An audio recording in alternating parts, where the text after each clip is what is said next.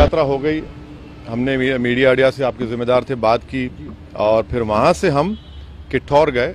किठौर से हम मेरे ख्याल से हमने 3 बजे से 3:45-3:50 तक हमने वहाँ पर पैदल दौरा किया। फिर हमारे नुमान रोफिल साहब के घर में हम गए, वहाँ पर थोड़ा बहुत लंच का चाय का इंतज़ाम था, करके नमाज़ पढ़े और वहाँ दिल्ली आने के लिए जब हम इस पिलखुवा के पास जो टोल गेट है वहाँ पर हम पहुँचे, हमारे साथ 4 गाड़ियाँ थी। हमारी गाड़ी के सामने हाजी साहब की टाटा सफारी थी जो पीछे आपके, और हमारी गाड़ी के पीछे और 2 फॉर्च्यूनर थे। तो जैसा हम टोल गेट के करीब गाड़ी स्लो हो जाती है, बैरिकेड होता है, तो एक बड़ी धाम से आवाज़ आई। तो हम बोले क्या हुआ, फिर दूसरी आवाज़ आई। तो हमारे साथ जो गाड़ी में हमारे दोस्त गाड़ी चला रहे थे यामीन खान, बोले भाई हमला हो रहा। तो हमारी गाड़ी से उन्होंने बड़ी क्विक थिंकिंग से इस गाड़ी को पुश किया, ये सफारी को, और वहां से निकले। फिर और एक आवाज़ आई, जब निकल रहे थे एक और आवाज़ आई। तो मेरे ख्याल से 3 से 4 राउंड की फायरिंग हुई। हमारी गाड़ी के लेफ्ट साइड के ऊपर 2 होल्स के निशान है, एक गोली शायद, और एक निशान है लेफ्ट साइड मडगार्ड के ऊपर। हम जब गाड़ी से आगे बढ़े तो हमारा, क्योंकि हमारी गाड़ी को हमने पुश किया, मारा, राइट साइड का टायर पंक्चर हो गया। फिर वहाँ एक फ्लाईओवर है, वहाँ पर गाड़ी रोककर हम इस गाड़ी में बैठ गए और दिल्ली को आगे, क्योंकि हमको लगा कि रेकी कर रहे थे, फॉलो कर रहे थे हमको।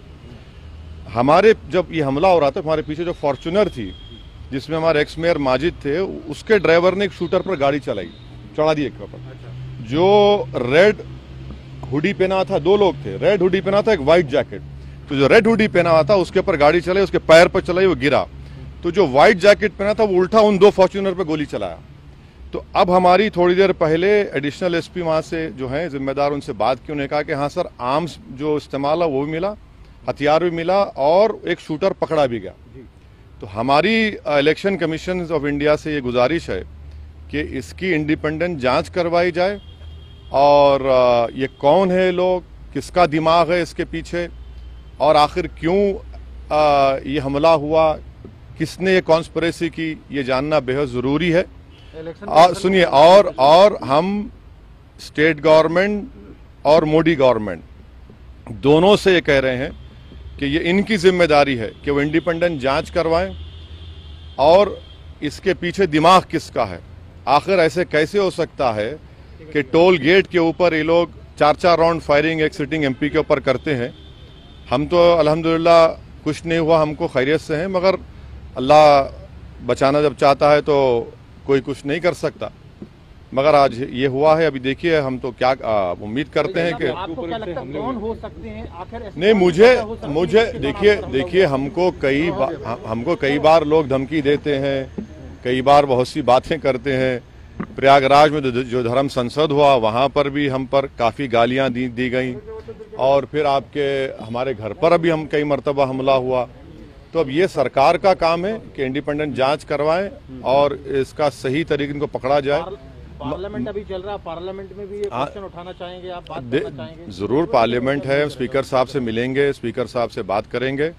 हम इलेक्शन कमीशन को भी लेटर लिख रहे हैं, और सरकार जो स्टेट गवर्नमेंट और सेंट्रल गवर्नमेंट से भी करेंगे।